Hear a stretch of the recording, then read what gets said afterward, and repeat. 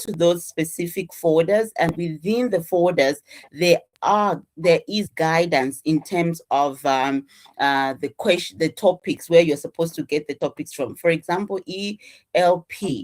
When you go to the folder on ELP, you're going to find information on the type of questions that you can, sorry, the titles that you can work with. So you just don't randomly come up with a title. There are some topics that have been given, and based on the topics that have been given, then you can go there and create a title around that particular topic that you are given. That's the same for the LGS. You need to go to your folder. Within that folder, there is guidance in terms of the topic that you can look at. So you just don't randomly or just pick a topic from nowhere. And the reason why that is important is after NMQ 735, we are going to conduct the actual research, and that will be a module on its own in your different electives. And for you to be able to go and collect data, you need or ethics clearance. And therefore, the topics that have been stipulated for you already have ethical clearance or ethics clearance. And so then you will be allowed to go in the field to collect data. But if you decide to just choose a topic that is not within a title, come up with a title that is not within the topics that have been provided for you, it might become problematic because you won't have ethics clearance for you now when it comes to proceeding to the report part to go and collect data in the field. And that's why it's also very important that you work with your tutors, because your tutors understand the topics that are in your field, and then they will be able to guide you in terms of the specifications of the different so I encourage you once again, those of you who have not joined tutorials, to do so. All right. And so Natasha, yes, people are raising their hands. I don't know if they want to say something or is it by accident. There's also a chat box. If there's something you need to communicate, please use the chat box. All right. Okay. So I'm going to start. I'll start the recording and yeah. All right. So I think before we proceed to look at the different components of proposal writing, it's important for us to have a general understanding of what a research proposal is about. So the thing is, when we look at NMQ 735, it is a module that focuses on the research proposal. And so the way it has been structured is that the research proposal has been divided in different components. These components are going to form part of assignment 1. And then there's also a part that is going to come under assignment 2B. And then there's also a component that is going to come under assignment 2B. 2A and 2B, and then the consolidation of all the 3 assignments will come under assignment 3. And so it's very important to realize that what will be coming as assessments when put together will help you come up with the final proposal. And this is what NMQ 735 is all about. And also important to note is that there is guidance that has been given to you, and the content in terms of some of the things that you need to study. But please note that that's not exhaustive. You have had sessions on how to search for information on the online library. So it's very important that you read extensively. You need to read beyond what has been provided for you. So what the study guide does, and also what the ClickUp page does, is to guide you in terms of the things that you need to know. So there's a lot of independent studying that is that you need to do on your part, as much as we try to provide the support that is needed for you to guide you in this session. So your active participation and your independence, that is very, very important for you to successfully complete this particular module.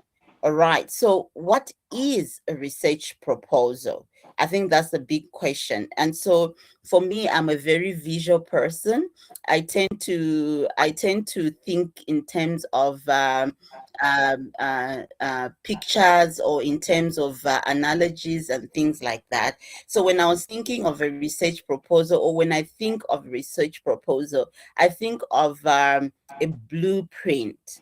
So, for example, when you want to build a house, the first thing that you need to think of is the blueprint of the house, or you need to have a plan, or house plan, or whatever building you want to build. You need to start by having a plan. So, can you imagine someone is doing construction work and then they just find a piece of land?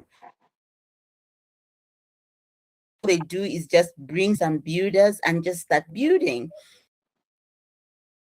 You know what is it that you're building, and then even if you know, let's say, to say, if it's a house, for example, or if it's a school, for example, that you're trying to build, you need a plan to say, how big are the rooms going to be, where are the windows going to be, and then how high would the roof be, and things like that. So for you now to be able to constructively build something and to involve other people in the building, even if you don't involve other people, it's important to have like the idea or the picture of the finished product, so that you know that when I start building, when I reach this particular level, I need to maybe leave space, because this is where the windows are going to come in, or this is how high the windows are going to be, this is where the door is going to be.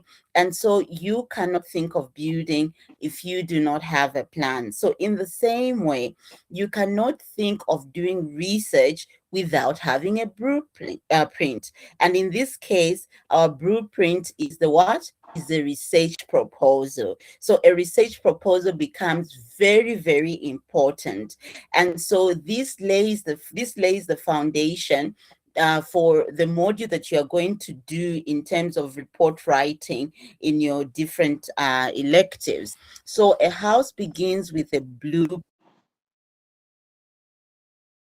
It guides the structures and it also guides the design.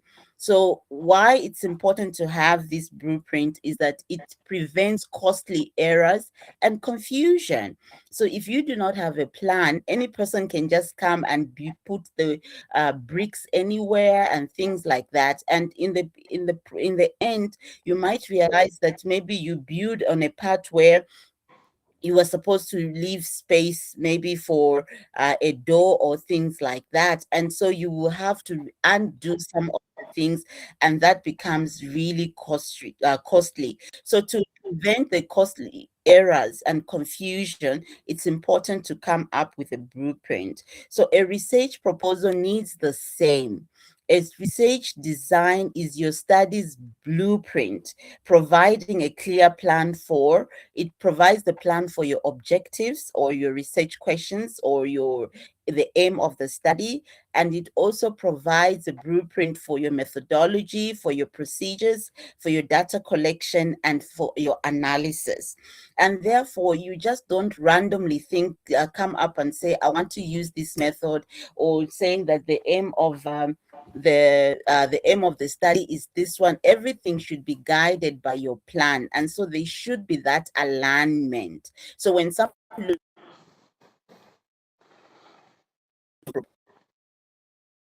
project, there should be that golden thread that really links everything from the title to the end of your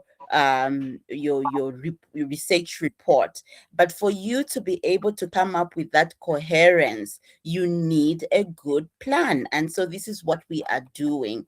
So whatever I'm going to present today, I'm getting a bit a bit confused in terms of the lifting of hands.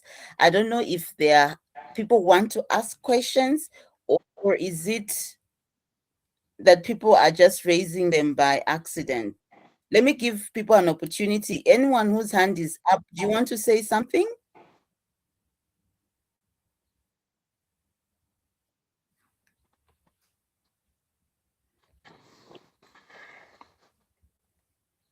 So, so please, if you don't have any questions, please then don't raise your hand. And in the meantime, maybe let's use the chat. And if you want me to recognize you, just send a message in the chat. I'll keep an eye on the chat.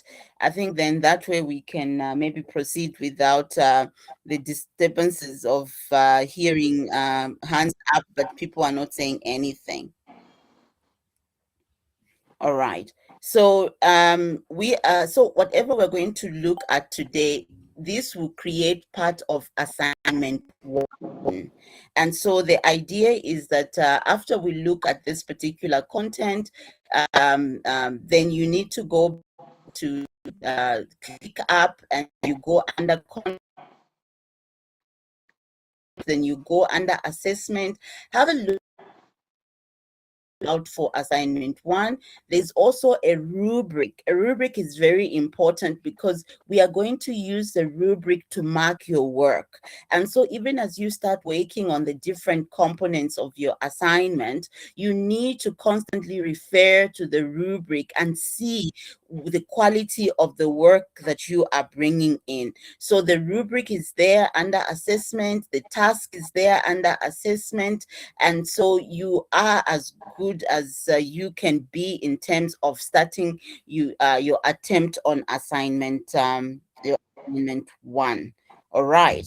So as I was saying, those of you are just joining in, a research proposal is more of a blueprint for your research study. And so what is a research proposal? So a research proposal is a structured and formal document that explains the what aspect, the why, and the how. So it's very important to realize the aspect of structure. You just don't come up with your own structure. We have given you the structure that you are supposed to follow, and so it's a structured plan. And so as much as possible, please, when you go to the task, when you go to the rubric, you will be guided in terms of the structure that you need to use, because a proposal is a structured and it's a formal document that explains the what. So what you plan to research on. So your proposal is supposed to explain what is it that you plan to research on. So you need to write your proposal in such a way that a person who is reading your proposal will be able to tell what you are actually planning to research on. And then also it deals with the why. You need to explain why is it worth it for you to be researching that particular topic. So you just don't do research for the sake of doing research, or you just don't do research because the area is under researched. The thing is, why is that particular aspect that you're researching on important? So it's very important that whatever you plan to research on should be worthwhile, that it should have value in itself. You just don't do research because there is no available research that has been done on that particular aspect. It could be that there's nothing done, maybe because it's not worthwhile. So the why aspect is important, and then also the how you plan to investigate that particular a phenomenon that you're trying to look at also becomes important. So in short, what I'm saying is that a proposal is a structured formal document that explains what you plan to research, why it's worth researching, and how you plan to investigate it. So your research should have the what aspect, it should have the why aspect, and it should have the how aspect. So in this particular module, assignment 1 mainly focuses on the what aspect and also a bit of the why aspect. And then when it comes to assignment 2A and assignment 2B, you are going to focus more on the the how part, especially on assignment 2B, you're going to focus on the how part, which is the methodology. So remember, it's supposed to be structured. Therefore, as much as possible, follow the guidelines that are given in the task. And then also remember, it's the what, the why, and the how aspects that are very important in. So having said that, we'll move on now to look at what is the purpose of the research proposal. So the idea of the research proposal is for you to convince your department, or for you to convince the unit, that is the distance units at the University of Pretoria, that your research is both suitable.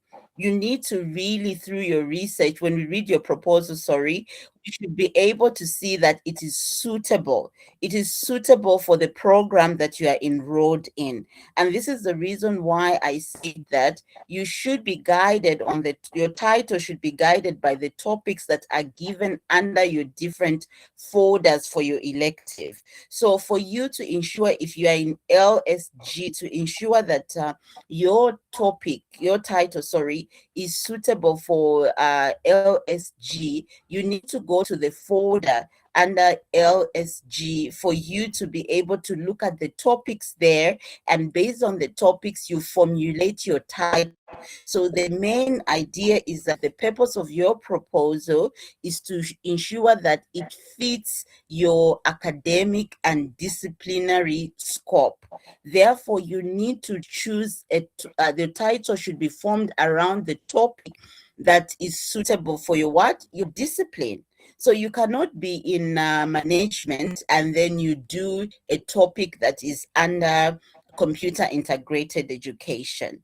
You cannot be doing learning support and you choose a topic that is under education management. And therefore, again, I'm repeating, you need to go to your folder. When you go to ClickUp, look for your folder, and within those folders, you're going to find the suggested topics. And based on the topics, you create your title. And I'm going to explain later on how do you come up with a title. So the topics are provided for you. Those topics have ethics clearance, but then how do you convert a topic into a title? Because it's supposed to be what? Manageable. That's the other thing. So you have limited time in which you are going to do your research. You have got limited time in which you need to complete your research. Remember, this is the blueprint. At some point, you are going to execute this blueprint. So even if the module code is going to change, you are going to use this proposal that you're going to create in NMQ 735 into your actual elective for you to come up with a report, a module that you're going to do. So the purpose of the research proposal is to convince your department, is to convince the university that your research is both suitable. So suitable is very important. Choose a topic, base your title on the topic that is under your elective, and then make sure that it's what? Manageable. So the idea is not for you to solve all the problems that are in your discipline. The idea is for you to demonstrate that you have good understanding of how to carry out research. So that is the purpose of this particular research that you are research proposal that you're going to do. Okay. Sorry, it seems my thing is freezing. I'm trying to move to the next slide.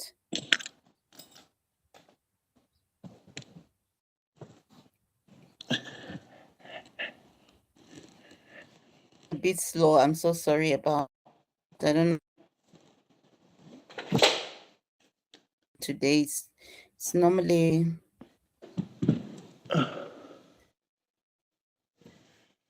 as I indicated, slides for the session are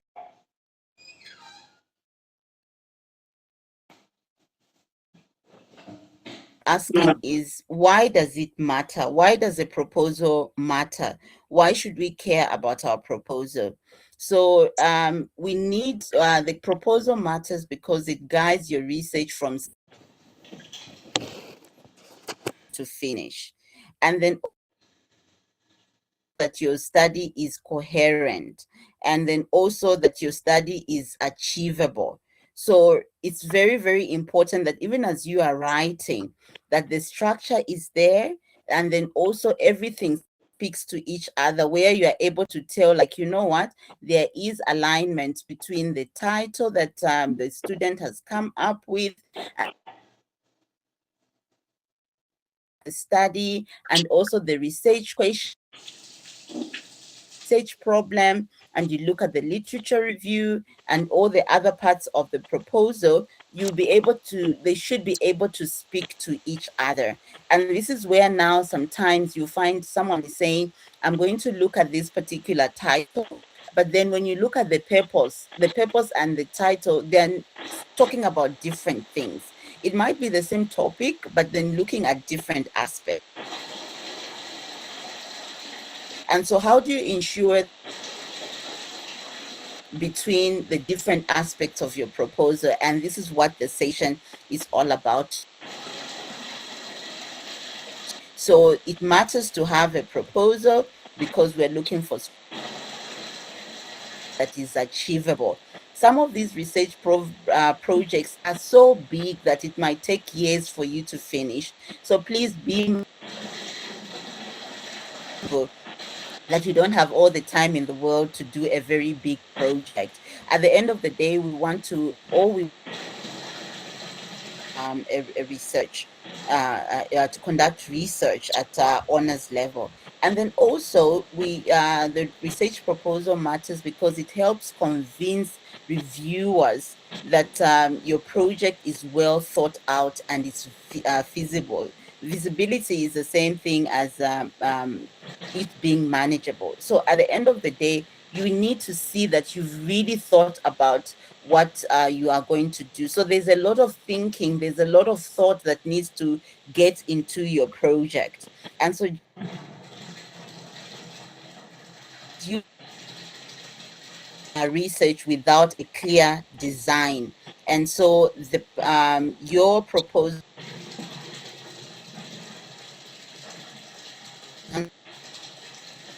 guide in terms of where are you going to start with your research, and then where are you going to end with your research. So that becomes very important. So these are the main parts of research. There is the title, there is the introduction, and then there's the background context, and then there's a problem statement, and there is the rationale, and then there is the research questions that you need to have, then there's the aim that you need to have.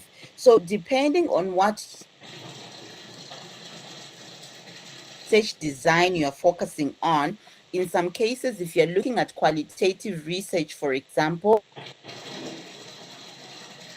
of research questions. If you're looking at, and if you are looking at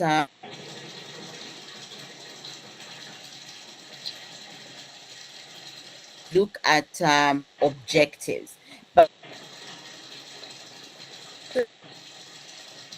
735 is that most of the students get to do qualitative research, and most of our tutors, they are trained in qualitative research. So as much as possible, I would encourage you to do a qualitative study.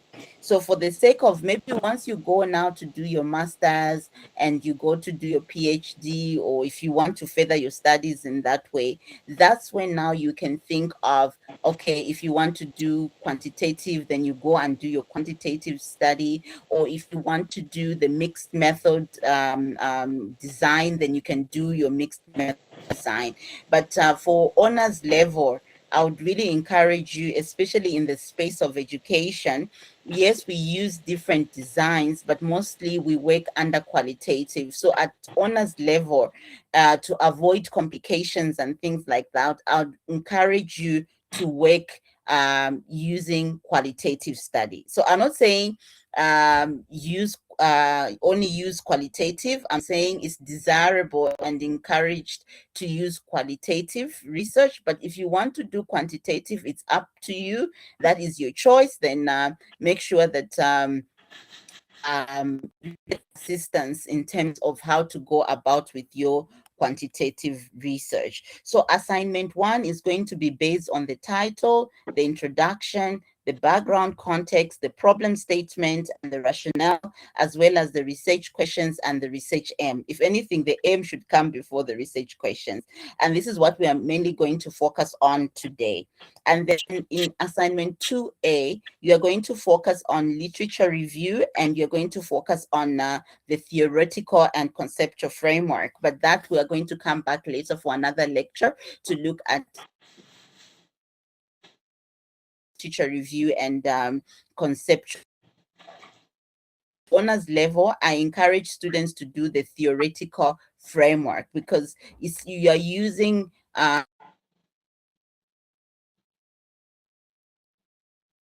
maybe when you're doing your master's and you're doing your PhD level, that's when I can encourage you to use your conceptual framework, because sometimes the problem that you're looking at might be more complex than a problem that you'll be exploring at honors level.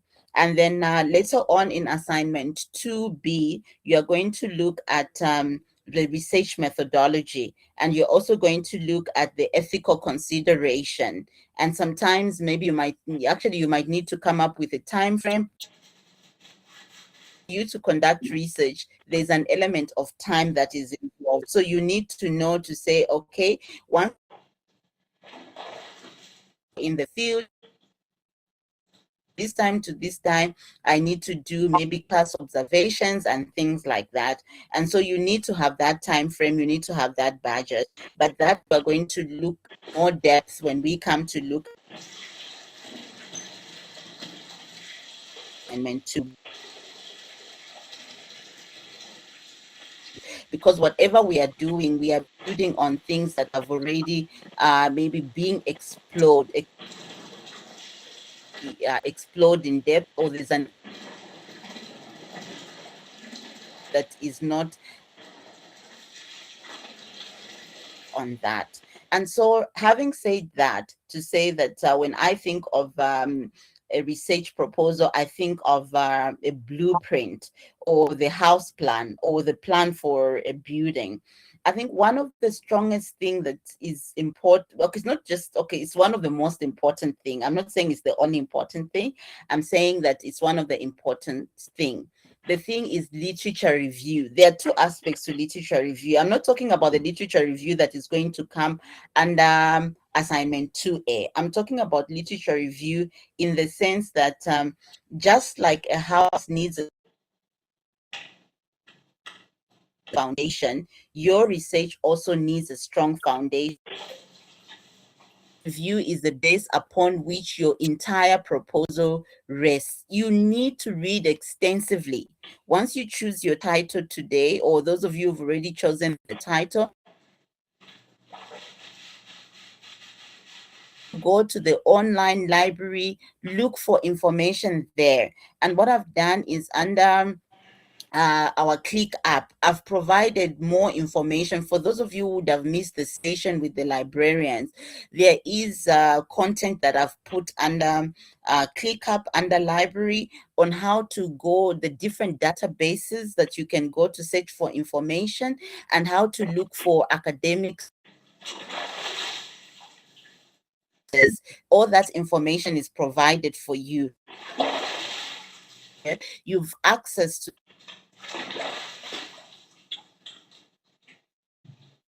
near the university or any of the UP campus. We have an online library, and there WhatsApp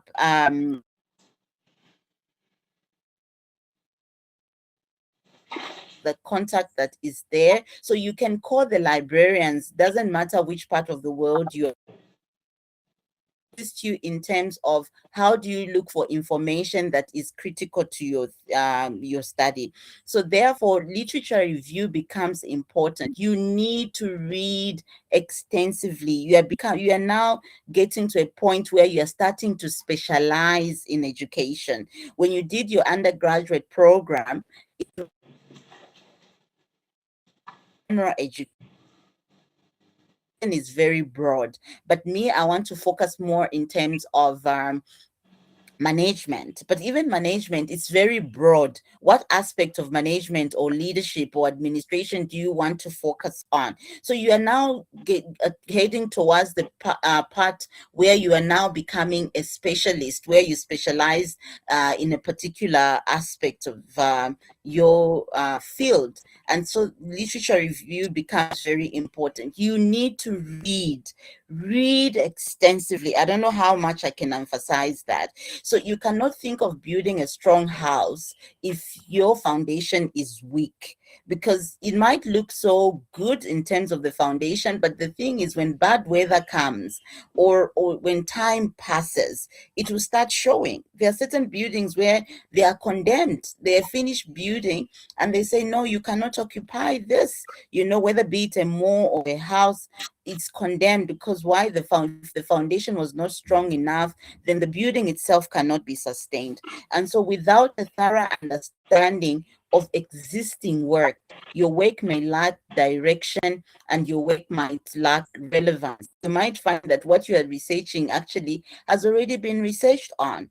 So then what is the purpose of you doing a research when what you're looking at, even the context that you're looking at, has already been looked at before? And so you need to have a thorough understanding of what is it that has been written about what I'm researching on.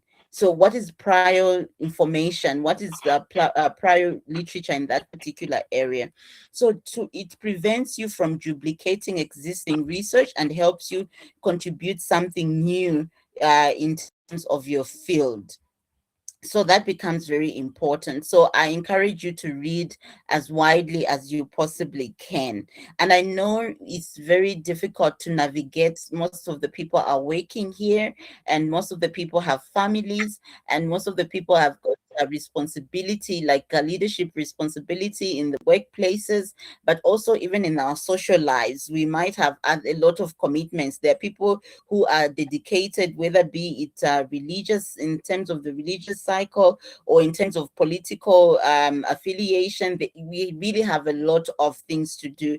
But with this, that because you've chosen to do your honors, you need to devote that time where you read extensively. So a good literature review helps you to gain a deeper understanding of your topic and the current context. And it helps you identify concepts. It helps you identify theories, and also so you need to stay informed about your methodologies. You need to stay informed about the tools used in your field. So you need to learn from previous findings, including the successes and the limitations. So as you build this literature review, as I've told you, there are different aspects to the literature, to the proposal.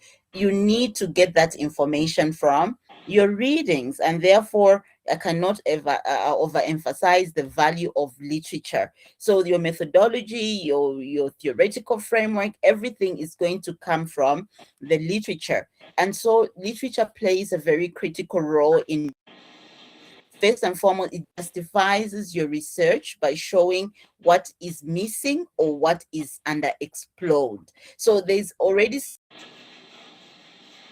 you're going to choose an angle that is and in this particular case, it could be a gap in terms of the context. And then also there are some areas that have not been explored extensively. And how are you going to know that if you are not going to read literature? So you should be able to show that justification through literature. And then also it clarifies your research problem by showing where your study fits in the existing landscape. So one of the aspects that we're going to look at is the research problem. But then where are you going to get the research problem from? Unless maybe if you are going to base your study on what is happening in your practice. Those of you who are already in the education field, if maybe there's a practical problem that you have observed through your experience as a result of working in the field, then that is different. But even then, if it's something that is practical, what is literature saying about it? Because it might be practical, but maybe it has already been answered through the literature that is out there. But you need to clarify that. So literature becomes very important. It shapes the research questions. Later on, we're going to talk about research questions. So the thing is, where are you going to get your research questions if you have not extensively read about, if you haven't extensively read on the topic or the topic that you're focusing on? And also the methodology. What methodology was used in the studies that have been done before in relation to the topic that you're looking at?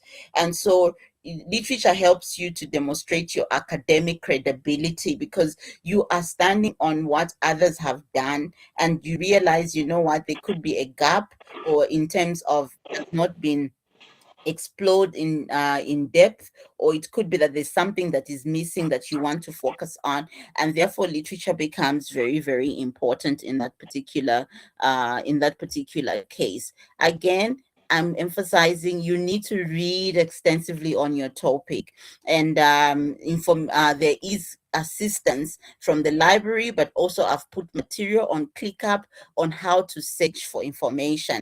And these are some of the things that you can also get help with in terms of your tutors, to say, okay, how do I search for information and things like that. But in actual sense, we have the librarians online and offline who can assist you in that particular.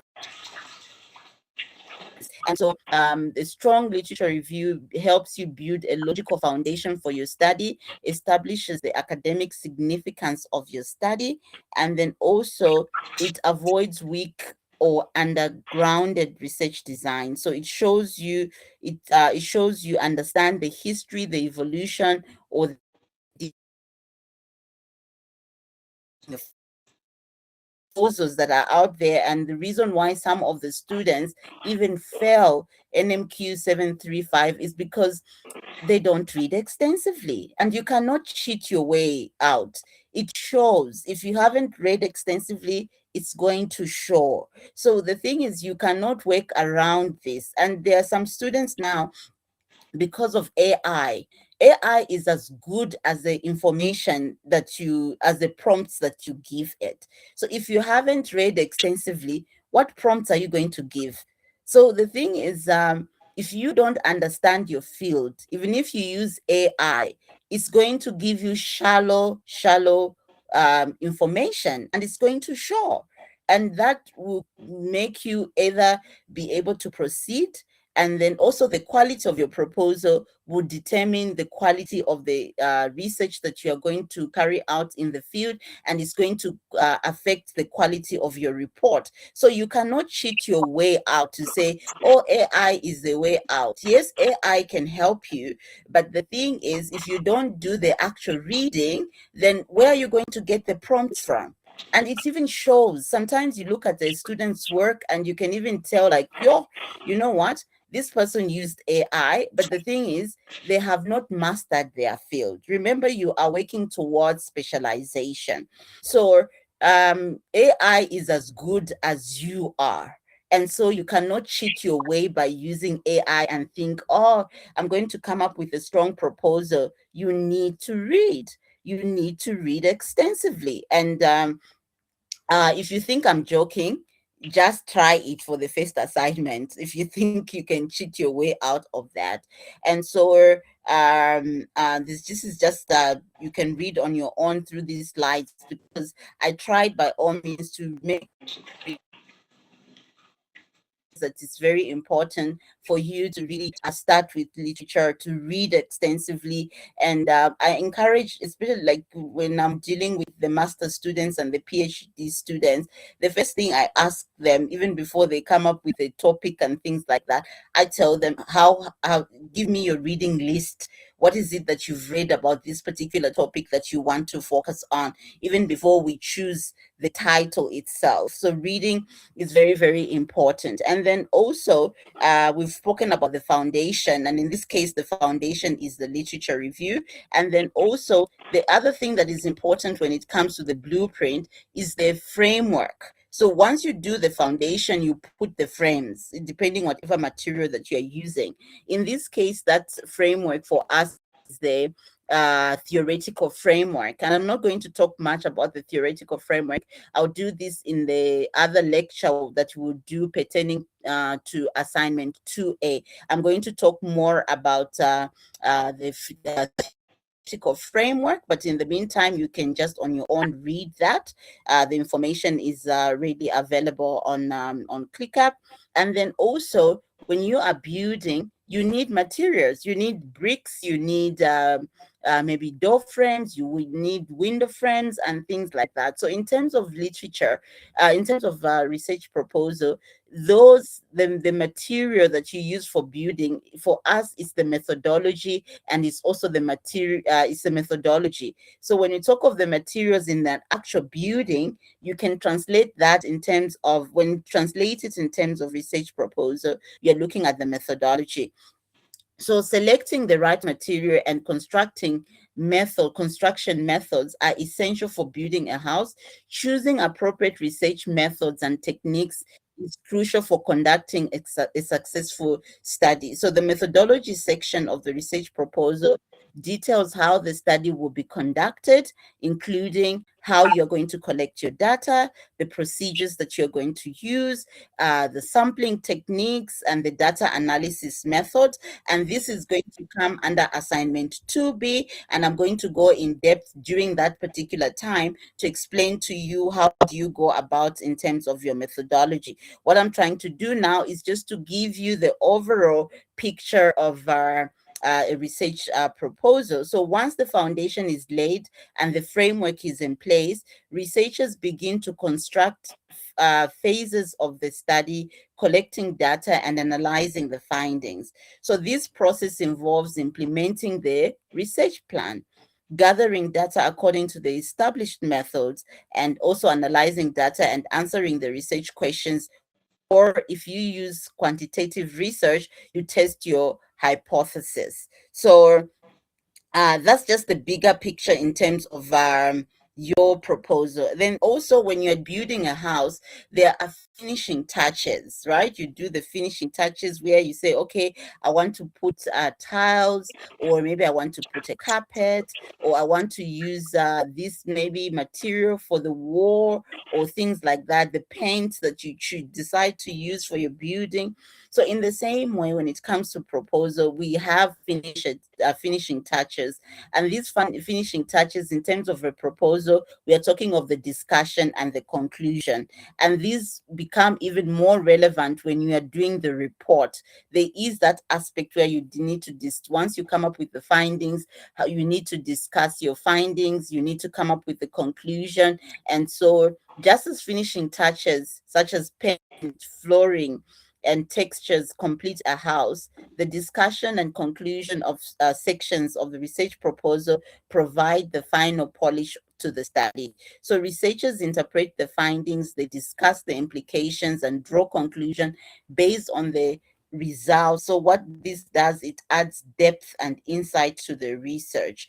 And so what I've been trying to do these past few minutes that we've had so far is to show you that when you think of a proposal, think of it in terms of a blueprint for the house, and then how the different aspects, from the foundations, the framework, and then the materials that you use, and also the finishing touches, how they relate to your research proposal. And as I indicated, through the different sessions that we'll be having together, we'll be able to now create you'll create the research proposals. And for me, I'm going to give you the bigger picture, and then with your tutors you now go and get the discipline specific information, because for me, my training and my education is in humanities education. And if we look at that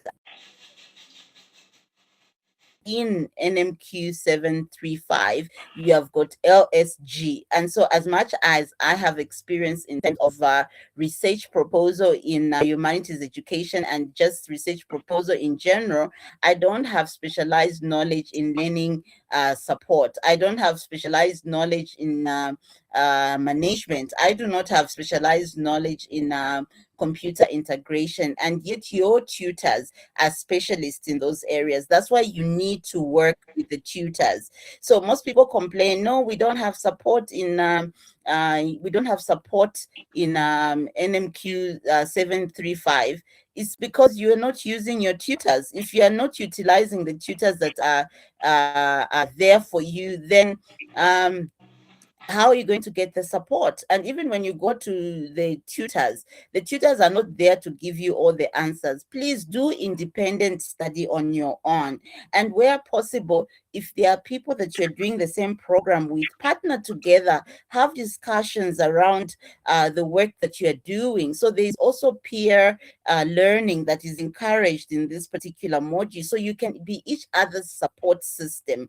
And then also, when you go to the tutors, don't go blank. Read something, and based on what you read, that's when you're going to realize what you need to learn, what more you need to learn. But the problem that is there is, if you're not critically engaging with the content, you won't even know what to ask the tutors, because you have not critically engaged. Yes, we are busy, but you made a choice to do your studies now. If you think you're at a point where you don't have time to engage with your content, I would really encourage you to say, you know what, you can put your studies on hold until such a time when you think you have got time, of which time can be an illusion, because there'll always be things to do. Some of the students here are parents, and so some of the people with parents, and so we have to navigate around, navigate a lot of things. So you need to deliberate to say, you know what, each day I'm going to set time apart. Even if, be consistent. That's the bottom line. Be consistent. At least every day, set some time apart for you to work on your proposal. That is very important. If you do not have that time will not come from anywhere else. You need to create it. So as I've spoken about the research proposal and the different components of the research proposal, I want to make it clear that even if it looks very structured the way it looks, I showed you that you need the title, you need the introduction. When you are actually working on the proposal, it's an iterative process. You don't necessarily have to follow that order in terms of thinking. That order that you see there is for writing. But in terms of thinking, and I'm going to show you as we go through the different components, that sometimes the thinking, you might start with the title. Like for me, I encourage my students, you come up with a title, and I'm going to show you how to come up with the title. Then convert your title into the M. And so already now, once you have the title, you convert it to the M, and then use the M and use the title to come up with a research question. And so already, once you have the title, you can come up with the research question. And if you follow the structure, it might not be in that particular order, but in terms of your thinking, you can think in that way. So you have got the title, then you have got your primary research question, then you have got your primary M based on that, then you come up with your research questions. And then sometimes you might start with the research problem. Once you come up with the research problem, then based on the research problem, you come up with the title, then you come up with the M or the primary research question, and then secondary research questions, then that's when now you go to the rationale, that's when you go to the background of the study, that's when you go to the other component. So it's very iterative. It's not in a logical order in terms of thinking. Writing, yes, it has to be in that particular order, but in terms of thinking about your proposal, it's a very iterative process, and it involves multiple cycles. So it requires a lot of drafting, revising, and refining. So if you are that person who wants to come up with the final draft the very first time you do your proposal, then you are in for disappointment. So be ready to have, I don't know, as many drafts as you possibly can, because you'll be, as you think through the coherence in your study, it might require you refining a lot of things. So the earlier you start working on your assignment one, the better for you. So the order of the sections may not follow a fixed sequence, as I've said, such as starting with the primary research questions or research M. So researchers may find themselves approaching the sections in a non-linear fashion, while traditionally the primary research question and the research aim might be among the first elements to be defined. It's not uncommon for the process to unfold differently. So you should be ready to say that, you know what, you might take an iterative approach and not a linear way based on how the different aspects of the proposal are structured. So for instance, researchers might initially start by conducting comprehensive literature review, and then based on that, to understand the existing body of knowledge and to identify gaps and areas of interest. So this exploration may lead to refinement or evaluation of the research focus, and potentially altering the primary research questions and research aim. And so as you read extensively, you might have your draft already, or you might come up with a draft, but as you read, then you might realize to say like, you know what, I thought this was the problem, but based on what I'm reading, I think let me change a bit. So it can be a messy process. So be ready for refinement, reevaluation before you finally settle for something that you'll be able to present at the end of the day. So I wanted us to have that particular foundation before I went in to look at the different components of the research. And so at this particular time, feel free again to use the chat. What are your thoughts so far? And is it really making sense? Are you getting a broad idea of what a research proposal is? Did the analogy that I give, did it make sense or not? And so this is the time just to do that before I proceed to look at another section. So what I'm going to do is I'll end the recording here. So we are going to have a number of short recordings. I don't want to have a very long one. So these will be available on ClickUp. You can go to them anytime you want to. So are there any questions or any comments so far?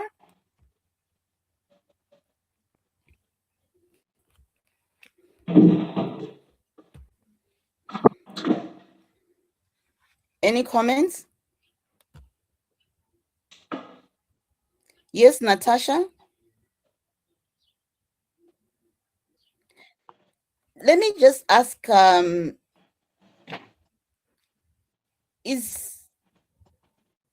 your mics working? No, you are able to communicate, isn't it?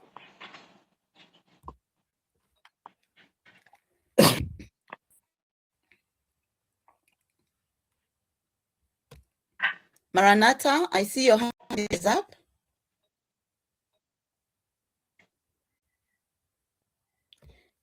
Please use the chat section.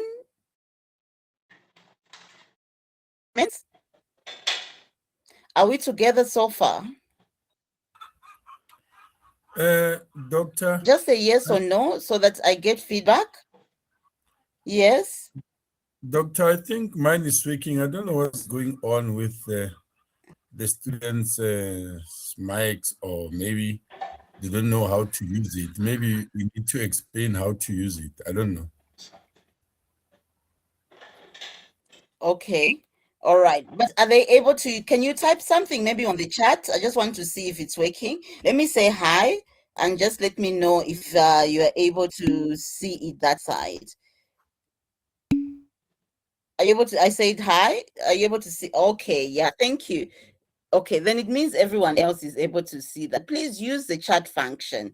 The idea is that we are co-constructors of knowledge. So I'm not coming here like, oh, I know it all and things like that. Let's have conversations around that.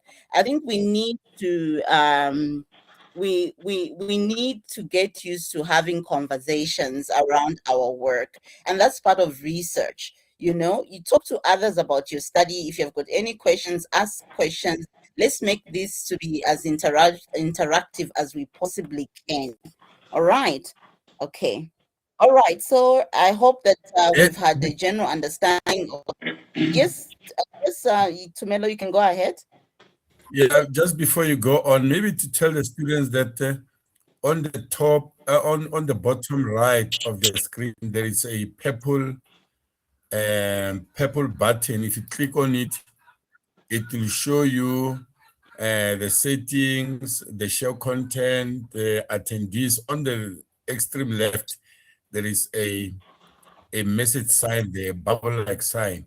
So if you click on it, you'll be able to type something on the chat box. Maybe just to explain that if they don't know how Okay. to do it. Yeah. Okay. Maybe let me share can I share my screen? I don't know if that can help. Let me see if I can share my screen.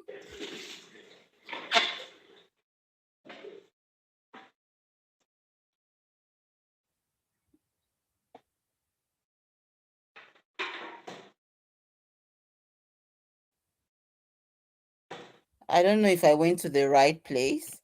Okay, join the session. Am I not supposed to be in the session already? I don't know.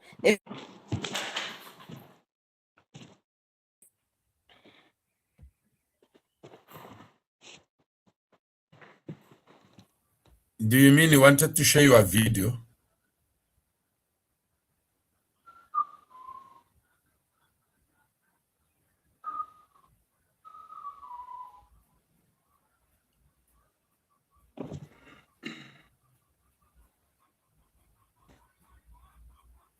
Are you still there, doctor?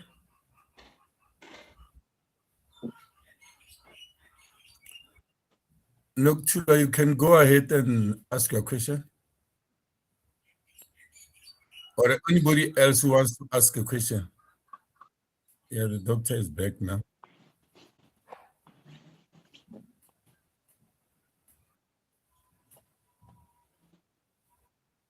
Oh.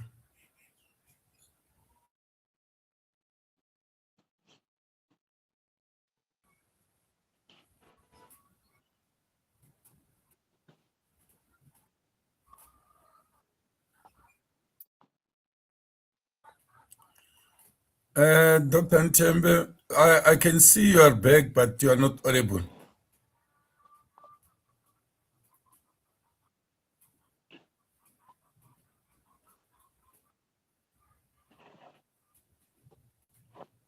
Cameron, do you want to say something?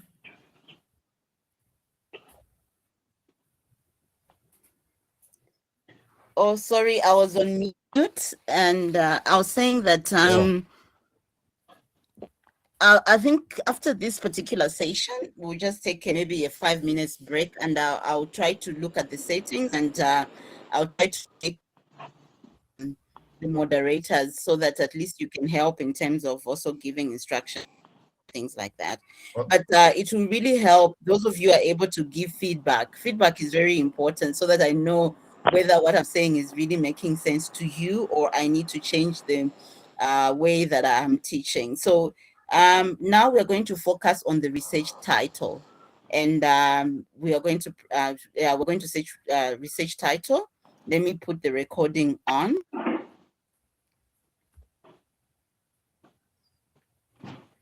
All right. Again, I want you to feel free to use the chat box or to raise your hand if there's something that you would like to communicate. So now to look at the research title. As I indicated earlier on, when you go to the folders, your respective folders, you're going to find instructions in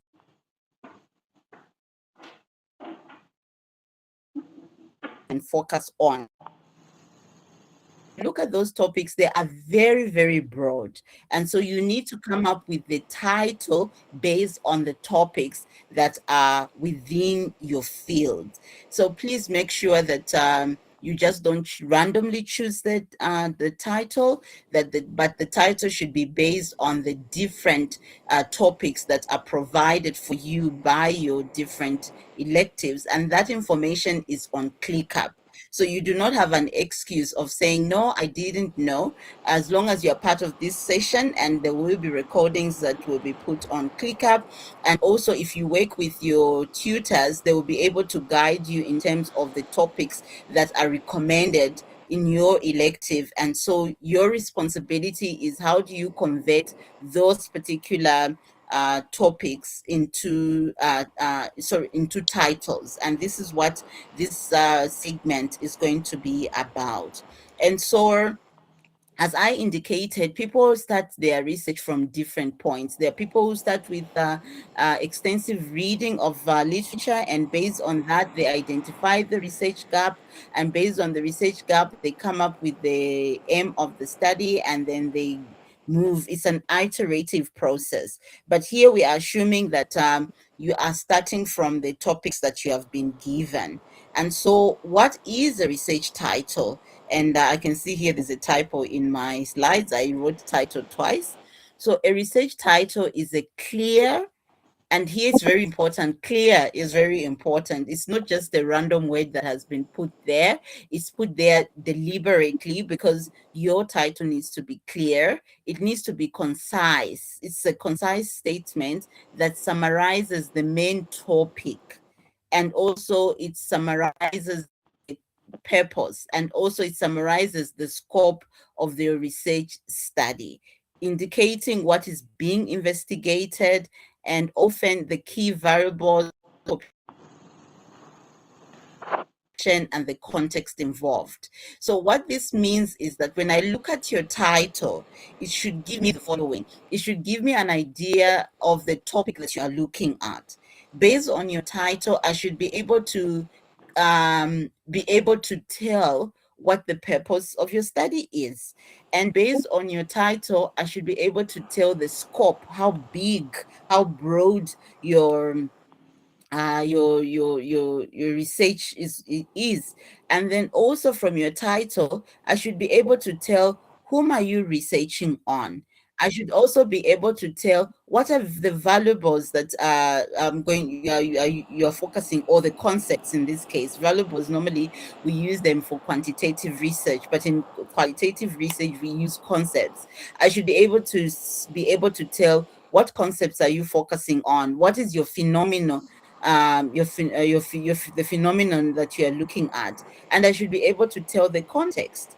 And so, based on the way that you craft your title is going to inform several things. So by you coming up with a title, it has implications in terms of what the purpose of your study or the aim of your study is going to be. It has got implications in terms of later on, when you look at the methodology, who your sample and the population and the sample is going to be. And then later on, when you do the background of the study, your context is also implied there. And so based on this definition, a title is a clear, concise statement that summarizes the main topic, the purpose, and the scope of the research study. And then it should indicate what is being investigated. And in this case, what is being investigated is also called the phenomenon. So we should be able to pick the phenomenon from your title. And also, we should be able to pick the concepts, the main concepts that you're going to use in your study, the context, as well as the population. And so this has got implication on how you go about creating your research title. And that's, I mentioned that there should be coherence in your proposal. And part of the coherence now starts from here. to say, you know what, you need to be very deliberate. You need to really think through your title, because by your title, you are implying certain things. And so by your title, you're already telling us that this will be my population, this will be my sample, this will be my context, these will be the concepts I'll be focusing on, this will be my phenomenon. And so you need to think through. It's not just something that you just say, oh, I think my title is going to be this. And therefore, it's important to have the knowledge that should inform you in terms of what will guide you in terms of how you create your title. And I'm going to come to that very soon.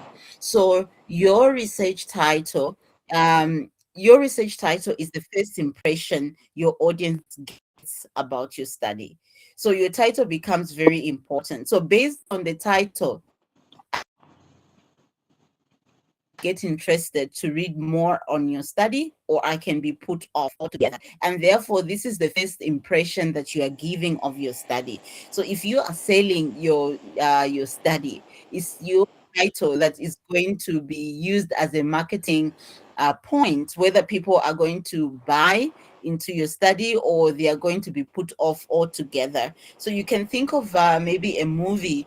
If there's a premiere of a movie, looking at the trailer, you'll be able to say, well, I really want to watch this movie. But if the trailer is not really exciting, then you are put off. So in the same way, your title is like that trailer of a movie. Are you going to watch the movie or not? So depending on how you craft your title, it will either be able to attract people to get interested in your study, or they can be put off altogether. So your research title impression your audience gets about your study.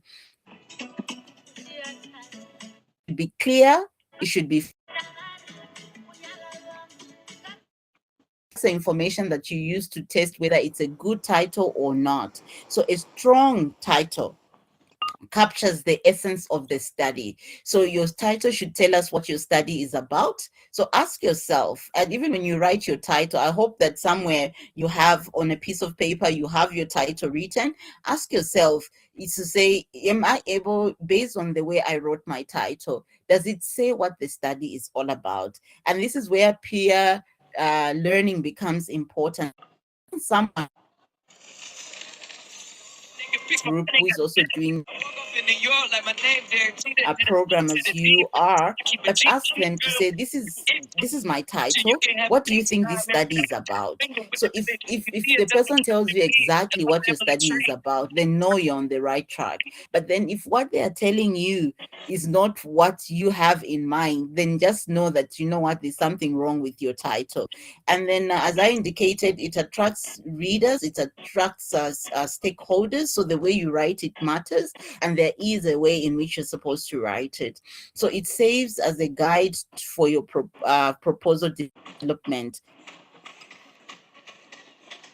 In this session, you will learn the 5 W and well-rounded titles. But I want you to get me very clearly here. The 5 W's, but you are not going to use all of them at once. I hope that is clear. So this is just the framework. We're not going to use all the 5. Remember, I'm going to indicate that a title should not be more than 15 words, as I think, to help you be concise. But then the 5 W's, depending on the type of study you are doing, some of the W's, they might be relevant, others might not be relevant. And so how do we proceed from here? So when you talk of a title, and I think now I'm repeating myself, the title should capture the essence of your main research questions. So it becomes important the way that you formulate your title, because you're going to get your research questions from your title. So a title should reflect the core issues or the core problem being investigated. It must align closely to the research aim or to the research objectives. based on whether you are doing a qualitative research design or quantitative research design. And then also it gives you the focus. When you write the focus of the study or the aim of the study,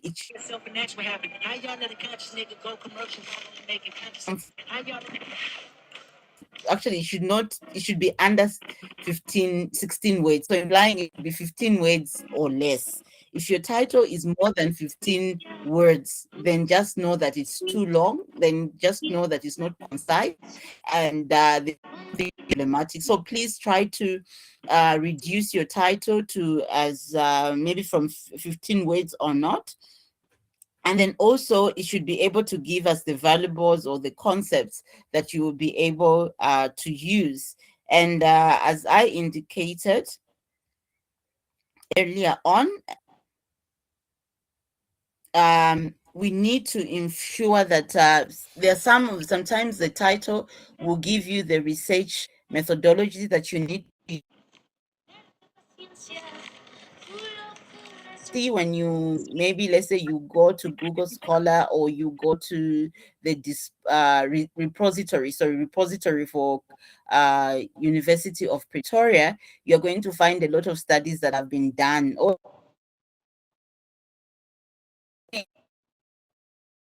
this criteria of the 5Ws to see whether which aspects of the 5Ws are involved there.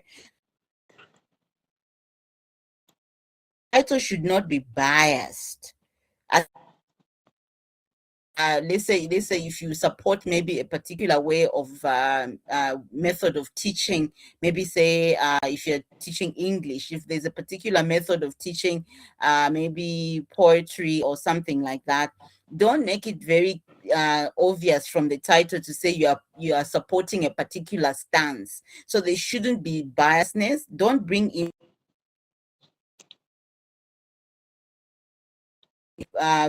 your opinions to say, like, you can tell this person should be objective. It should remain scholarly and descriptive. And so technical terms should only be used if commonly understood in the field, and then avoid abbreviations and standardized and widely recognized. So we don't use abbreviations in the title unless maybe they are standardized. For example, can I think of an abbreviation? Okay, I'll come up with an abbreviation as we go to. So when you are thinking of a title, so you have a list of topics that are there. And so based on the topics, then you need to look at the 5Ws that I was talking about. You need to ask yourself, based on the topic, who is involved? And so in your title, you can include who is involved. The who aspect is very, very important. And then also the what. You need to include the what is being studied. And then the where is it set? So you're talking about, is it in primary schools? Yeah, and then also the where can be in terms of is it maybe in Limpopo province? Where aspect is also very important. And the when is important, but the thing is, it depends on the topic that you are looking at. Not all studies are going to have the when. So for example, if you're looking at comparing maybe the leadership style of at a school, maybe before COVID, then it becomes very important because you're looking at an era before what? An era between maybe an era before COVID. Or if it's after COVID that you're looking at, then it means that you're studying something that happened after the COVID-19 pandemic. Or in this case, you can include the actual years. Some of the studies, they'll tell you you're looking at maybe a particular aspect or phenomenon between 2010 and 20 and so it's not all the studies that have got a aspect, So you need to really look at the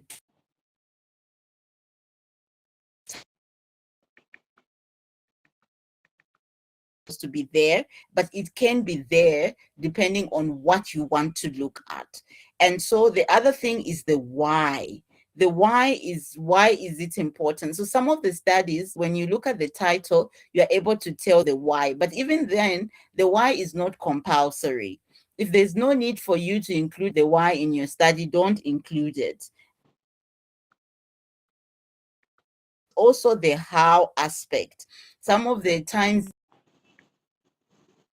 of this, and within qualitative study, of course, at honors levels you don't need this information, but then for it's just fine to say qualitative.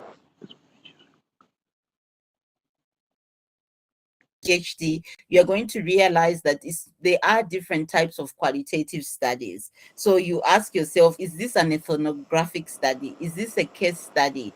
Is this a narrative study? Is this a life history study? Is this so there are different qualitative studies, but at honors level, it's fine in terms of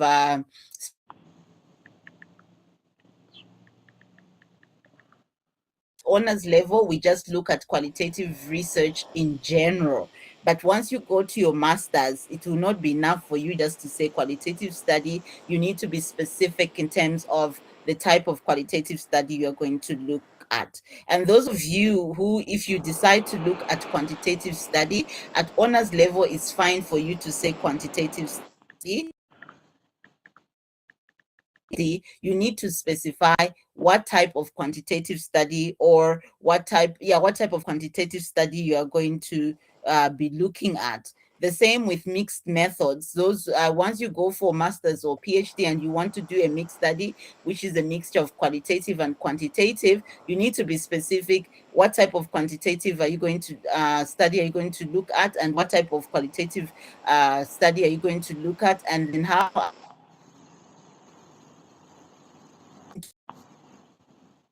But as I indicated, at honors level, it's fine just to say, okay, let's work with qualitative research. And most of the students work with qualitative research, but it's still your choice if you want to go for quantitative. So what I'm saying is these 5 Ws and 1H framework, I think at this point, and this is just my advice to you, your title should have a who. So once you look at the topic, then from your topic, look at who do you want to involve in your study? Is it the teachers? Is it the learners? Is it the community members? So there should be an to the who in your study. The other in your title, sorry. And then the other,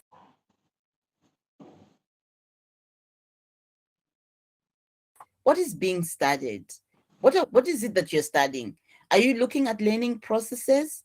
Are you looking at contextual challenges? The what aspect should be very obvious, because that's your phenomenon. If someone asks you, what are you studying on? That is where is very, very important. So are you looking at schools in Gauteng province, or are you looking at even within Gauteng, are you looking at Swani South? Maybe schools? You need to be very specific the where. So what I can encourage you now is to look at the topics that are there in your folder based on your elective. And then what should be obvious? What should be obvious from your title is what is it that you are focusing on, and where is that study going to be conducted? Those should really be very, very explicit. For example, for my PhD, I was looking at the contextual nature of learning in community schools, a case of Lusaka. So I did my studies in Zambia, nature of learning in community schools. So there, My where was Lusaka, which is a community school, because I said a case of Lusaka province. So there I included the where. So based on my title, someone could tell to say this study was done where. It was done in Lusaka. And then also what type of schools was I focusing on is the where. I was focusing on community schools. For some people here, it could be what the where could be, oh, they're looking at primary schools. But where are these primary schools? Maybe these primary schools are in Swani South District. And then, so the where aspect is very important. It should be explicit so that when somebody looks at your title, they should be able to tell from the title where the study is based, whether it's secondary schools, whether it's primary schools, whether it's whatever province or district that you're thinking of. And then also the what. The what is very, very important. Have a title without a what. It should be very explicit, not implicit. So somebody should be able to tell what is this all about. So like I told you, my title was the contextual nature of learning in community school.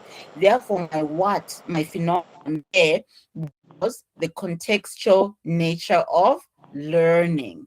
And so that was very, very clear, and that should be clear. So it should be explicit. So when I look at your title, the what should be should be there. So if you look at a title and ask someone to say, what do you think this study is about? If they are not able to tell you, or if you yourself, you're not able to say what your study is about, and it's not explicit in the title, then know that you have got a weak title. And if the where aspect is not really visible in your title, just by reading your title, if that's not visible, then know that there's something, you have a weak title. So make sure that you explicitly, by looking at your title, at least the what and the where should be evident. But then also there are implicit things that should be there. Implicit where you might not actually see it, but then as you go on reading, you'll be able to see certain things that are implicit. So for example, the who, so the who sometimes can be explicit depending on your study. And I think sometimes encourage people to who is in the going to focus on teachers? Are you going to focus on learners? Are you going to focus on the student governing body, in the parents governing body, students? So yeah, so it needs on the study that you are doing. And so the when, the where, the how, those things can be there, in whether they are not explicitly there, it might not be important, but then you need to use explicit things for study. So what now I want you to do is yes, CAPS, thank you. So most people really understand to say this is the curriculum assessment policy statement. And so there are certain abbreviations that are common, like CAPS, you can use it. But other abbreviations that are not common, you don't have to put them there in your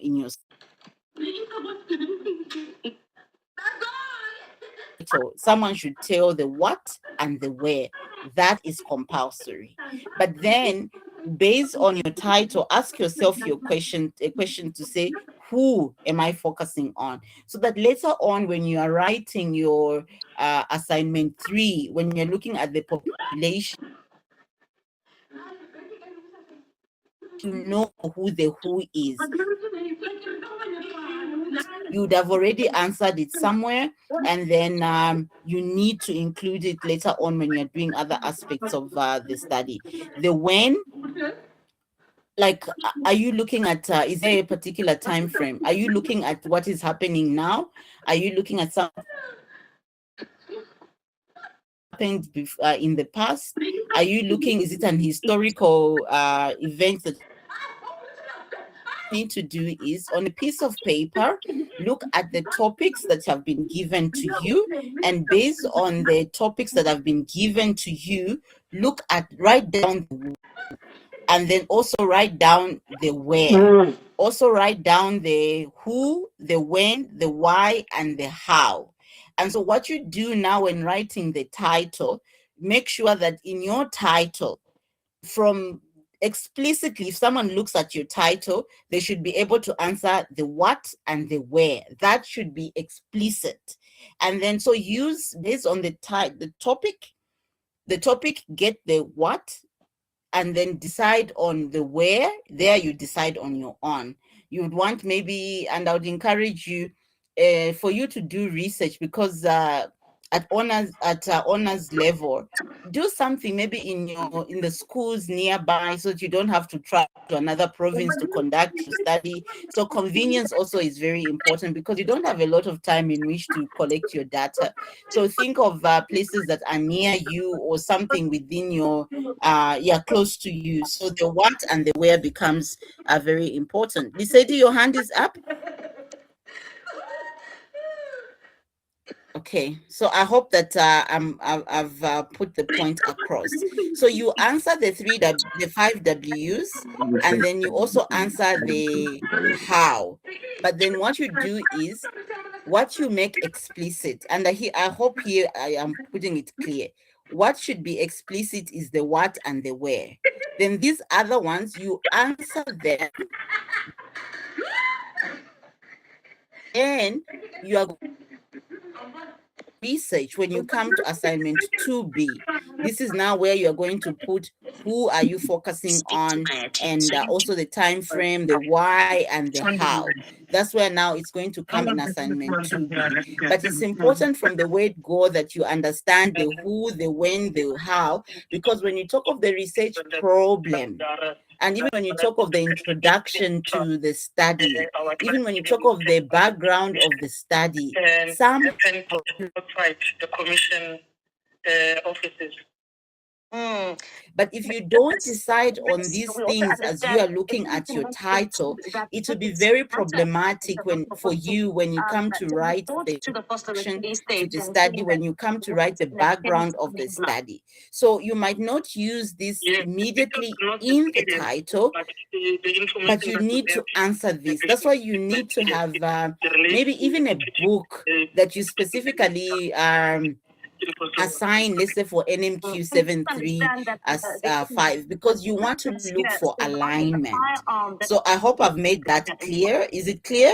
You can even write a yes or no so that I get a feedback, because I don't know what is happening, whether people are even hearing or they're not, or whether they are able to make sense from what I'm saying or not, because there's no feedback. So I would really appreciate your feedback, even if it's just in the chat, even if it's to say yes or no or thing. I think that would really help me, because the moment I'm not sure whether this is making sense to you or not. So I hope that is clear, that you need to have these 5 W's and the why.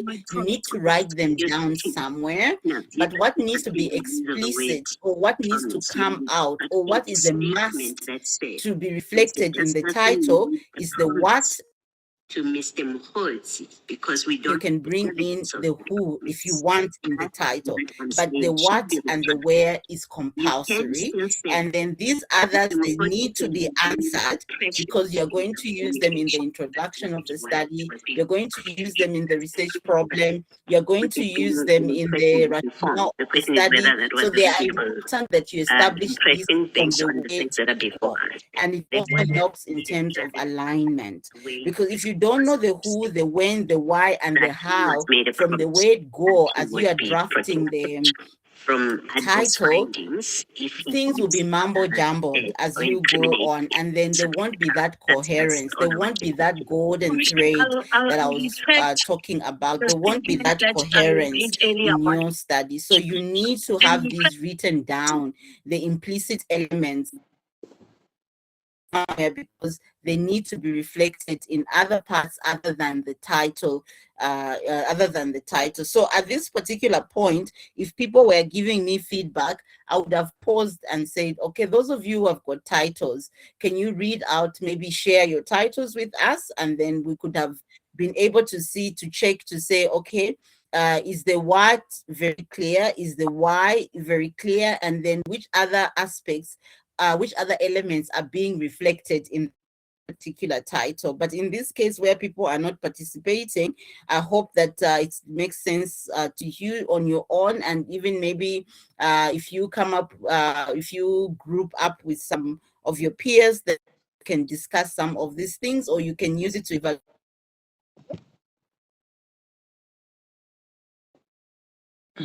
At least in your tutorials, you can use this. And so, sorry, it's so for example, my title was like, if I wanted, for my title, for example, it was the contextual of learning in community schools. There was the what and the where that were evident there. But if I wanted to bring in the when, as when aspect, or the issue of when, I could have looked at exploring the changing nature of learning in Lusaka's community schools during the COVID-19 pandemic. So there, I bring in the when aspect. But in the way I put my title, I just had the what and I had the where. But if I wanted to bring in the when, I could have brought in the when by including during the COVID-19 pandemic. I could have brought in the when. But then also I could have gone in to say, okay, if I don't want during the pandemic, I could have put in the post-pandemic shift to say, then I could look at learning in transition, then post-COVID adoption of Lusaka's community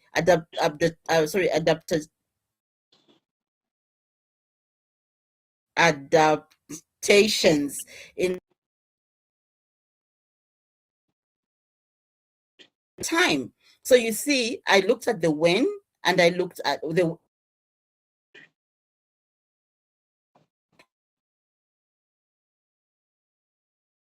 bring in the when aspect. I could have brought it in if that thing really mattered. So go about it. So you have the what and you have the where, but if you want, you bring in the when. If you want community schools, so in that case, I brought in the element of the how, because that becomes my methodology. So someone will be able to tell from this title to say, oh, this person used what? A case study, a qualitative case study, because it was indicated in my study. So if I brought in the element of the who, or if I wanted, I could have brought in the aspect of the who. So how could I have brought it in? Already I showed you, I said the contextual nature of learning in Lusaka's, the contextual nature of learning in Lusaka's community school. There I indicated the what and the where, but if I wanted to bring in the element of the who, I could have said teachers and learners' perspectives on the contextual learning in Lusaka's community schools. So I could have still had my what, I could still have my where, but I could have brought in the who, because I would have brought in teachers and learners' perspectives. And then also, if I wanted, I could have said how community members shape learning content of Lusaka's community school. The community members, it could be parents, it could be local leaders and things like that. Promoting learners' rights, religious expression. More of this is more of a topic. So based on this topic, how can you now create now a title based on this particular topic? So what is the what aspect in this case? What do you think is the what? if you want to participate, that is, or I'm just asking people who are not participating.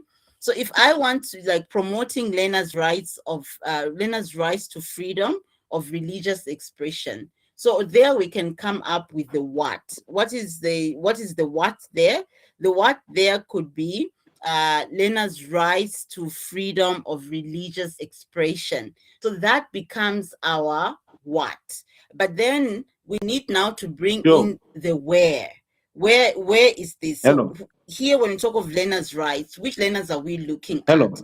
So you can bring in the maybe, let's say, primary level. Is it primary level, or are you looking at secondary level? So you can bring in that aspect to say the where, or you can bring in to say which province are you focusing on, or which district are you focusing on. That's how you bring in the where. So this is more of a topic, but then by you now saying learners' rights to freedom of religious expression, then that becomes your phenomenon that you're looking at. And so you can also bring in, if you look at learners' rights, you can bring in, do you want teachers' perspectives? So you're bringing in the who, if you wanted to look at that. Or you can bring in the who there. Maybe it's the learners, what teachers think about learners' rights, or what the principals think about learners' rights to freedom of religious expression, or what the learners themselves think about their rights to freedom of expression. So this is a topic, a broad topic, but you can bring in the when.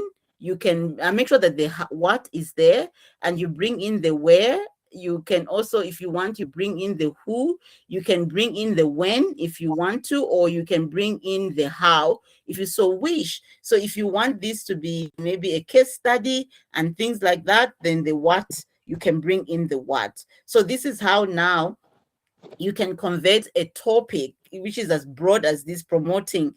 Who is doing the promotion? Or you would want to find out, how are teachers promoting learners' right to freedom of religious expression, but where? So that's now we bring in maybe a case of a particular school. So it could be a specific school that you're looking at. It could be your school. It could be a neighboring school.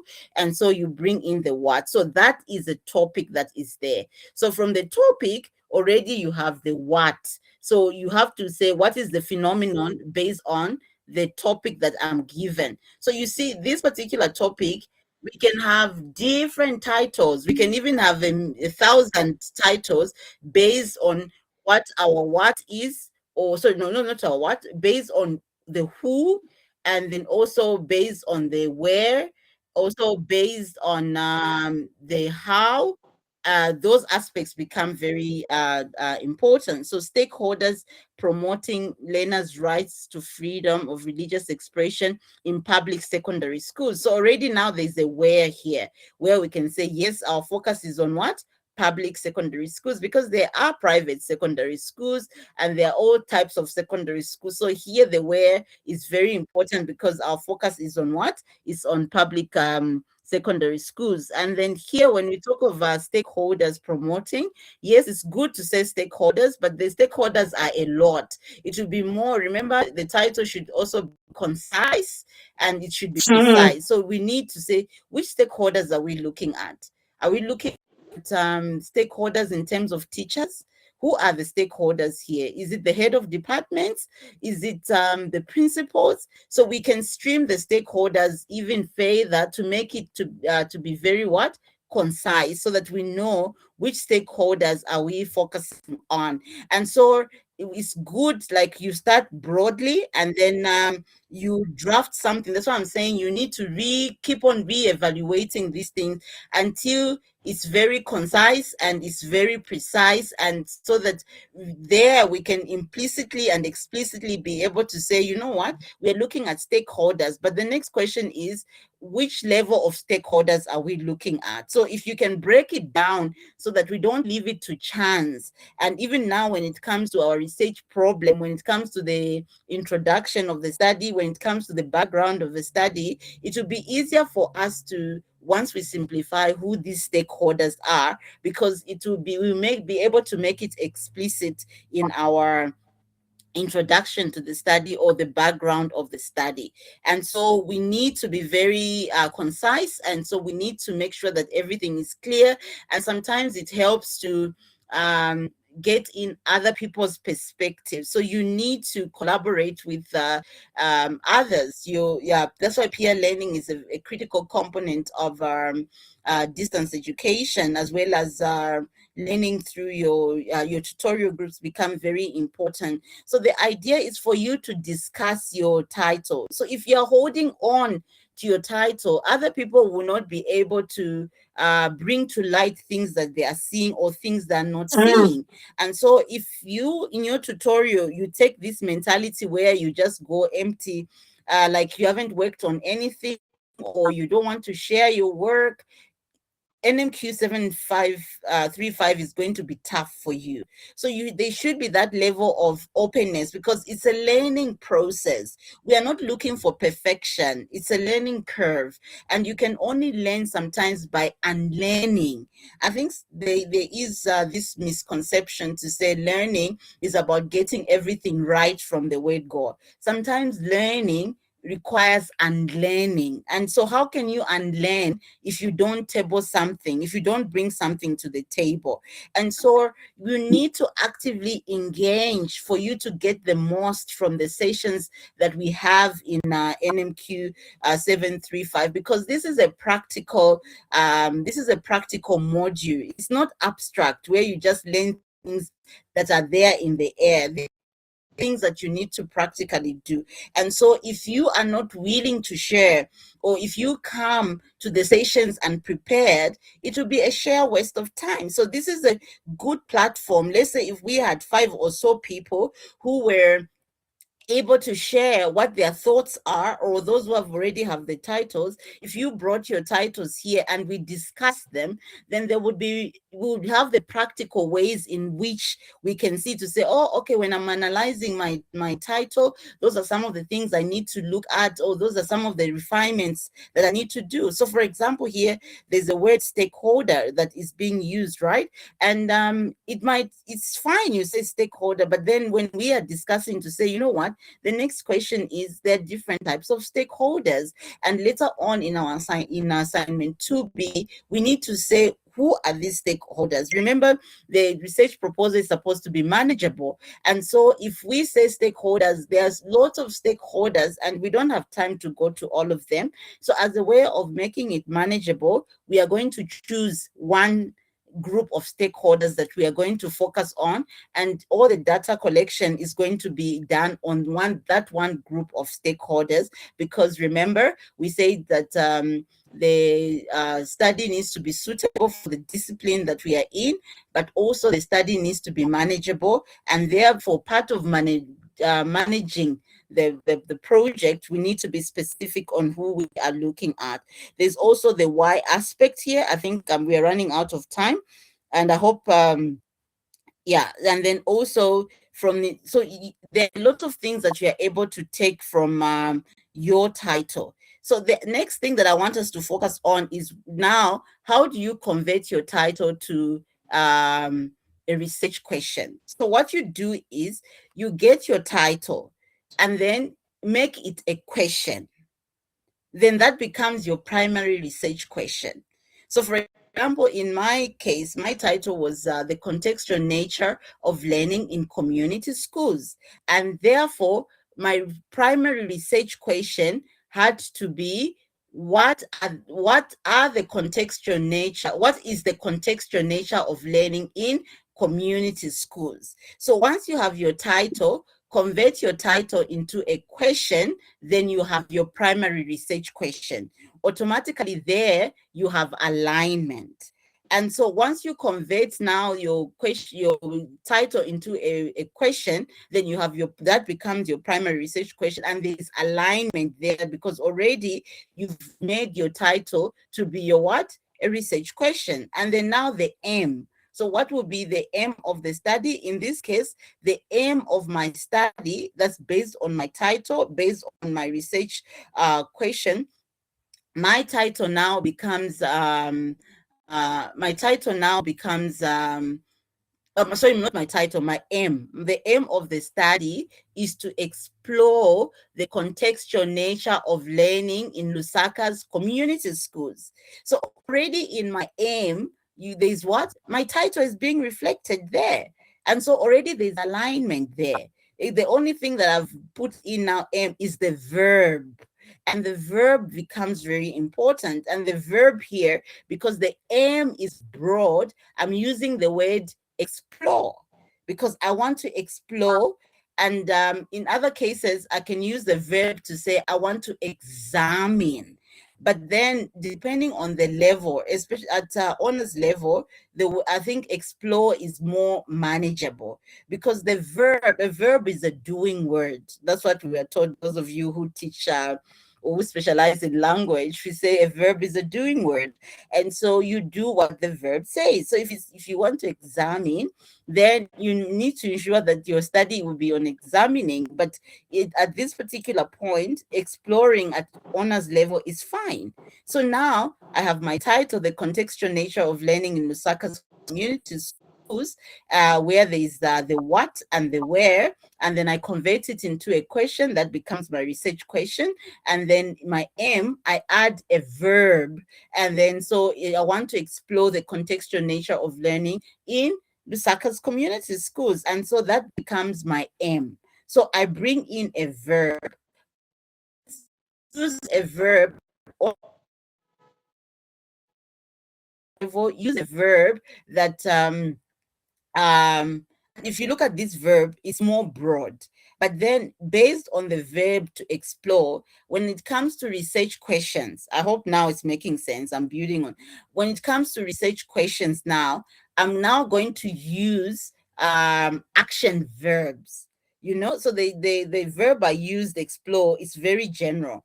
But when I come to my research questions, I need to use action verbs. So that's where now the issue of action, I already have my research question, but my secondary research questions, I need to use the action.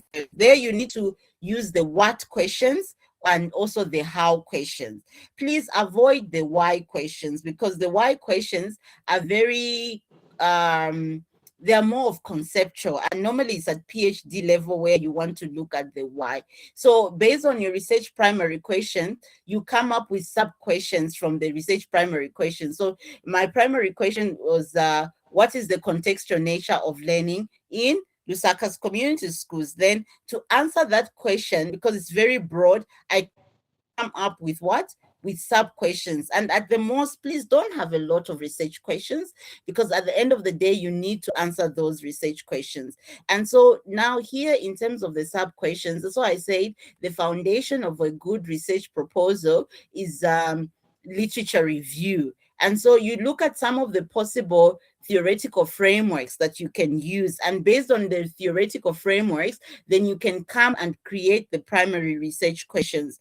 I realize we are running out of time. I think I will need to organize another session to look at some of the things, because I haven't touched some of the things I wanted us to look at. So what I'm going to do is I don't want us to go beyond time, because people have a lot of things to do, important things to do. So what I'm going to do is I'm going to end the session here. And then what I'm going to do in the meantime, please, in the meantime, I'm going to organize another session where now, based on the research title, how do we come up with the background of the study, the introduction of the study, and then also how do we now do the research problem. But for the research problem, let me say this in the next 2 or so minutes. For the research problem of the summary, look at the ideal based on literature. What is the ideal situation? So it will tell you maybe ideal situation. And then once you look at the ideal situation based on literature, the next question you ask yourself is, what is the current situation? I hope you see the difference there. There's the ideal situation based on literature. And then now, what is the current or prevailing situation? And then you'll be able to see what is the difference between the current situation and the ideal situation. And then you ask yourself the question, if there's a difference between the ideal situation and the current situation, ask yourself, what is the cost of not? That becomes your research problem. That becomes your research what? Problem. So I have slides that are there on Clicker. Please go through those slides and make sure you really prepare for the next session. And for the next session, if people, you need to come up with something, to bring something on the table for us to make it practical. You just don't come and be silent, because it will defeat the whole purpose of having the session. So I have uploaded these on ClickUp. Please go through the slides that I've put on ClickUp. Please working on your projects so that next time when we meet as a class, we are going to practice. We won't be able to work, because the thing is, you can read the slides on your own. Then why have a session if people are not engaging? Why have a session? You can read. Everyone is able to read. For you to reach at honors level, you're able to read, so you can read the slides. Then I don't need to come and have this lecture. So we need to have an interactive lecture next time. So please look at the slides that I've put up on ClickUp. Please start writing. And so when we come, let's have an interactive session. So look at the research problem. What is the ideal? What is the current situation? What is the gap between the current and the ideal? And that becomes your research. What is the cost of not addressing that gap, that difference between the ideal and the current situation? That becomes your research problem. And then in terms of you now coming up, there's the justification for the study. The thing is, why should we be able to look at the gap? Why should we be able to address the consequences of having that gap, or the difference between the ideal and the not ideal? And then later on, please go through the slides that are on ClickUp. Please let's engage next time you come, because if it's like this, you could as well read the notes on your own. Then there's no need for me to really take time on a Saturday, and for you to take time on a Saturday just to hear one person talking, which can be monotonous. So please prepare, start working on your proposals. There is go to the content, read. There are some videos that I even put some videos.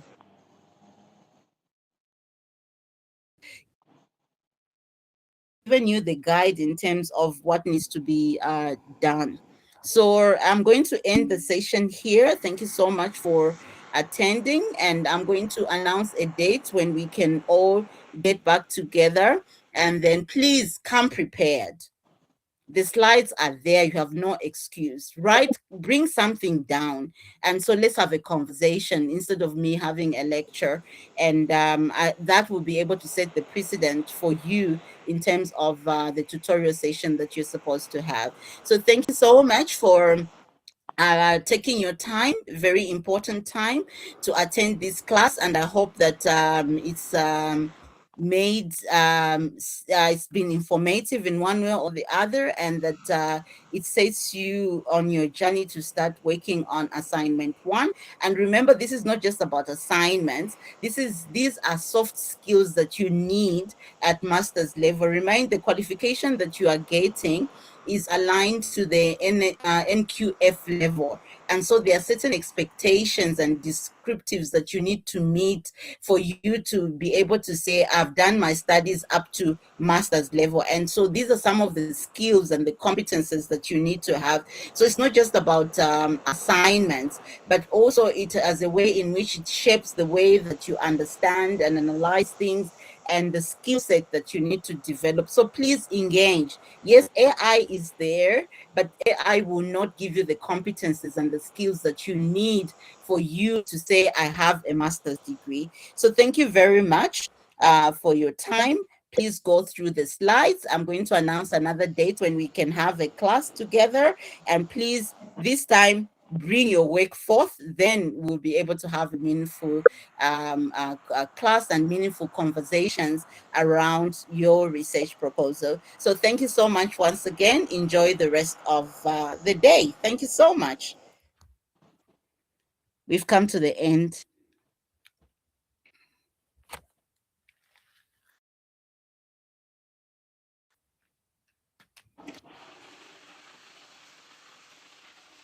Thank you to Mena for being part. I give you access to the moderator. Yes, the moderator. All right. So thank you very much. We've come to the end of the session, and have a meaningful and a lovely weekend. Bye-bye. Thank you, Dr. Rai.